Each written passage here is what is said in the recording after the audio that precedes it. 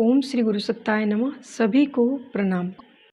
मित्रों, भगवान के अवतार जब कभी भी होते रहे हैं, एक टीम के रूप में होते हैं। उस टीम में मैं आप लोगों को शामिल करता रहता हूँ। इस ज़माने में आदमी के सामने स्वार्थपरता के अतिरिक्त दूसरा कोई सवाल नहीं है। मंदिरों में स्वार्थ के अलावा कोई काम नहीं है। इतने सारे भगत लोग बैठे हुए हैं, पर ये महास्वार्थी है। ये देवी के मंदिरों में बैठे हैं, ये सिर काटने के लिए और माल मारने के लिए बैठे हैं। अरे ये कोई भगत है, डाकू है? आप जहाँ कहीं भी जाइए, हर जगह आदमी को इतना स्वार्थी पाएंगे जिसके लिए न कोई देवी बाकी रह गई है, न कोई देवता बाकी रह गया है, न कोई संत बाकी रह गया है, न कोई अवतार बाकी रह गया है। स्वार्थ के अलावा दूसरी कोई बात हम सुनना ही नहीं चाहते। भजन में तो और भी ज़्यादा स्वार्थ है। स्वार्थी को यह तब भी है कि हम यह चीज़ करेंगे तो यह पाएंगे, पर ये तो महास्वार्थी है। महास्वार्थी ऐसे कि बिना कुछ किए सब पा जाएंगे। 11 माला जप करके ही सारा माल मसाल ले जाएंगे। इस सारे ज़माने में हम एक ही बात देखते हैं कि आदमी को स्वार्थ के अलावा दूसरी चीज़ न सुहाती है और न वह सुनना चाहता है।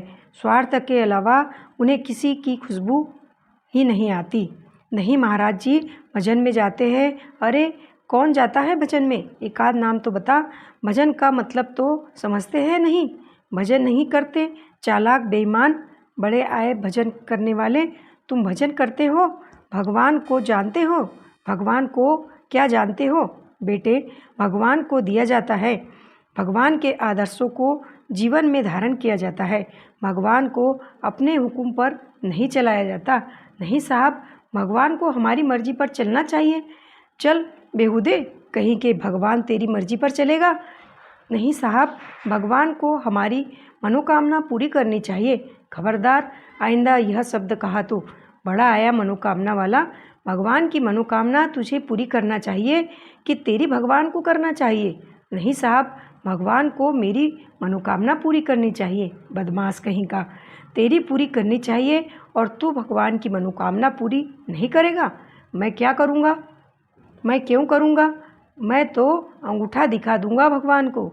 मित्रों, आजकल हम देखते हैं कि अध्यात्म से लेकर हर चीज़ का पूरा सफाया हो गया है। आप लोगों में से मैं देखता हूँ कि इस ज़माने में आदमी न कहीं अध्यात्म में, न कहीं संसार में है। त्याग के नाम पर, बलिदान के नाम पर, सेवा के नाम पर, परोपकार के नाम पर, लोक सेवा के नाम पर, देश के नाम पर, धर्म के नाम पर, समाज के नाम पर, अपने लिए और अपनों की स्वार्थ पूर्ति के लिए हर कोई लालायित रहता है और उसी उधेड़-बुन में दिन रात लगा रहता है। किंतु लोकहित के लिए, जन कल्याण के लिए भला कौन जाना चाहता है? बादलों के तरीके से अपने को गला डालने के लिए कौन रजामंद होता है? हवा के तरीके से दरवाजे दरवाजे पर खुशबू पहुंचाने के लिए कौन तैयार होता है? सूरज के तरीके से स्वयं गर्म रहने के लिए और दूसरों को रोशनी पहुंचाने के लिए कौन तैयार होता है? चंद्रमा के तरीके से चांदनी बिखेरने के लिए कौन तैयार होता है? कोई नहीं तैयार होता। आज के ज़माने में आदमी से हम यह आशा नहीं कर सकते कि वह लोक मंगल के कार्यों के लिए, श्रेष्ठ कामों के लिए आगे आएगा। हनुमान जी का मंदिर तो बना देगा, लेकिन अपने पड़ोस के दुखी आदमी की सेवा करने के लिए रजामंद नहीं हो सकता।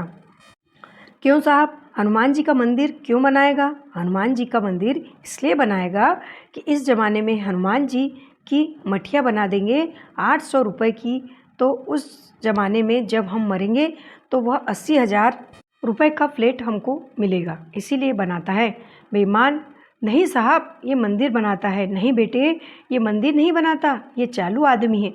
नहीं साहब, ये मंदिर में साड़ी चढ़ाता है। अरे बेटे, ये साड़ी नहीं चढ़ाता, ये अव्वल दर्जे का रिश्वतखोर है। 40-40 रुपये की साड़ी देकर के भगवान से न जाने क्या क्या लेना चाहता है। बेटे, मैं क्या कह सकता हूँ? आजकल के ज़माने में अध्यात्म केवल मखौल बनकर रह गया है।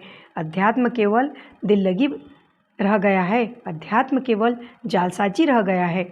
इस ज़माने में असली अध्यात्म, जिसके लिए आदमी को त्याग करना पड़ता है, बलिदान करना पड़ता है, सेवा करना पड़ती है, अपने आप को परिष्कृत करना पड़ता है, अपने आप को गलाना पड़ता है, वही असली अध्यात्म है। मुझे मालूम पड़ता है कि जो ऋषियों का ज्ञान था फिर से जिंदा हो गया है। गायत्री माता अभी जिंदा है और गायत्री माता के साथ साथ में गायत्री माता के पुत्रों का समूह फिर से जिंदा हो गया है। आप लोगों को देखकर मुझे यह विश्वास हो जाता है। परिवारजक अभियान के लिए जिन लोगों को बुलाया गया था उनको देखकर के मेरी खुशी का ठिकाना नहीं रहा।